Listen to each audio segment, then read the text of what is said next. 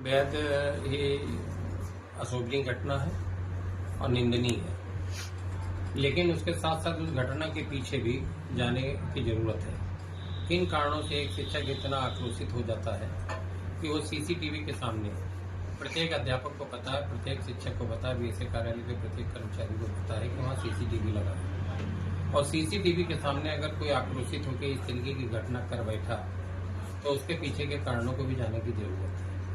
पूरा घटनाक्रम बेहद ही अक्षम्य है और बेहद ही गैर जिम्मेदारी वाला है, पक्षपातपूर्ण है। वहाँ पे जो शिक्षिका तैनात थी, बीएसए अपने व्यक्तिगत कारणों से उनको वहाँ से कार्य से विरत रखे थे। जिस काम की उनके पास जिम्मेदारी थी उस कार्य से विरत रखे उस शिक्षक के ऊपर दबाव बना रहे थे कि जबरदस्ती उनका अटेंडेंस भरें, उनका साइन कराएं, उनका अटेंडेंस भरने वगैरह आए। ये एक ऑडियो भी वायरल हुआ जिसमें स्पष्ट है कि वो उनके ऊपर दबाव बना रहे थे। अब एक प्रधानाध्यापक के ऊपर अगर इस तरीके का दबाव बनाए कि बगैर टीचर जाए कि उनके साइन कराए जाए, उनकी उपस्थिति दर्ज कराई जाए, ये अपराध की श्रेणी में आता है। दूसरी बात, अगर वहाँ एक सीसीटीवी का फुटेज को दिखाया बीएसए में, लेकिन वहाँ कई कैमरे लगे हैं। उस ऑफिस में जाने से पहले बीएसए के खास लोगों के द्वारा उस शिक्षक के साथ अभद्र बर्ताव किया गया, जो जानकारी मिल रही है। वो वाला सीसीटीवी फुटेज नहीं है।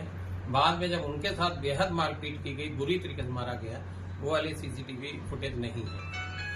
अभी हम लोग किसी काम से बाहर जा रहा, लौट के आएंगे तो हमारे नेता हैं आदरणीय नरेंद्र वर्मा जी, जिन्होंने इस घटना को संज्ञान लिया है, तो उनके साथ मिलकर आगे की रणनीति तय करेंगे। मुख्यमंत्री से लिखेंगे बीएसए कार्यालय का जो एक घोर भ्रष्टाचार है, इसकी उच्च स्तरीय जांच हो और इस घटना की भी उच्च स्तरीय जांच हो। पुलिस से भी कहा जाएगा कि सारे सीसीटीवी फुटेज लिए जाएं और घटना की निष्पक्ष कार्रवाई हो। बहुत से टीचर हैं जो डेली विद्यालय नहीं आते, उनका एक फिक्स अमाउंट तय है जो पेमेंट होता है, और टीचर नहीं आते हैं। शिक्षा के मंदिर जहाँ से संचालित होते हैं वो बीएसए का कार्यालय भ्रष्टाचार का पूरा अड्डा है और पूरी तरीके से अहंकार में डूबे लोग हैं, जाति घमंड में डूबे हुए लोग हैं।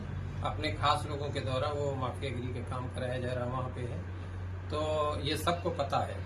तमाम उनके खास चहेते टीचर हैं जो विद्यालयों पे सालों से नहीं गए हैं, सबकी सूची है और सबके नाम के सहित जांच के लिए लिख रहा हूँ। लौट के आके इसके ऊपर कार्रवाई करूँगा। विद्यालय खुल गया है, शिक्षक तैनात है, लेकिन बच्चे जिद कर रहे हैं कि हमको वही टीचर चाहिए तभी स्कूल जाएंगे। इस पे क्या कहेंगे? इस तरीके का जब भेदभाव, वो तो लड़े थे बच्चों के लिए, उनका क्या था, वो अटेंडेंस पे साइन कर देते। जब बीएसए कह रहा था तो उनको साइन कर देना चाहिए था, लेकिन अगर वो कर देते तो बच्चों के भविष्य के साथ खिलवाड़ हो रहा था। बच्चे पढ़ाई के लिए उस विश्वविद्यालय में आते हैं, बड़ी संख्या में बच्चे हमने देखे, वीडियो में है, बड़ी संख्या में बच्चे हैं और बड़ी संख्या में बच्चे हैं। और अगर एक टीचर है गायब है तो बच्चों के भविष्य के साथ खिलवाड़ है, बच्चे आक्रोशित हैं, तो ठीक आक्रोश उनका, नाराजगी उनकी जाएगी।